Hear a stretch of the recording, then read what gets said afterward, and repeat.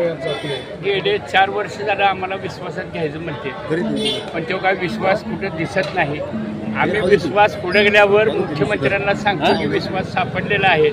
मग आम्ही त्यांच्याशी चर्चा करायला तयार आहे. माननीय मुख्यमंत्री यांच्याशी एकदा हेलिपॅडवर प्रयत्न केला होता भेटायचा, पण त्यांनी भेट दिली नाही.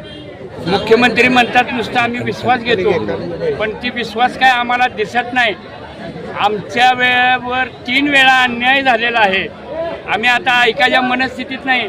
आम्ही कुणाकडे जाणार नाही. आम्ही कुठल्या मंत्र्याकडं, आमदारकडं, प्रतिनिधीकडं कुणाकडे जाणार नाही. आमचं आंदोलन आम्ही स्वतः लढणार.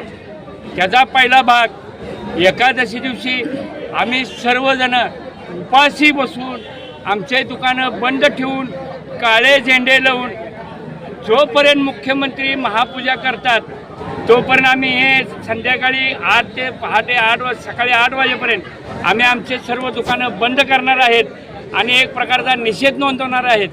माझा वडील घर जागा देऊन मेला, माझा आजोबा देऊळ देऊन मेला. ह्याचा 1 रुपयासुद्धा तुम्ही मला महाराष्ट्र शासनाने दिला नाही. माझा मान सन्मान केला नाही. 1000 वर्षाची परंपरा, हजारो कोटी रुपयाची संपत्ती देऊन महाराष्ट्र शासन अजूनही मंदिरात कशा प्रकारे वागते ह्याचा एक अभ्यासाचा विषय. ह्या सगळ्या गोष्टीला आम्ही वैतागलेलो आहोत. आमचं जीवन मुश्किल झालेलं आहे. देवेंद्र फडणवीस यांनी आमच्याशी स्वतः बोला, आम्ही कुणाकडे जाणार नाही. ह्यासाठी एकादशी दिवशी आमचे सर्व दुकानं बंद ठेवून आम्ही निषेध व्यक्त करीत आहोत. रामकृष्ण हरी.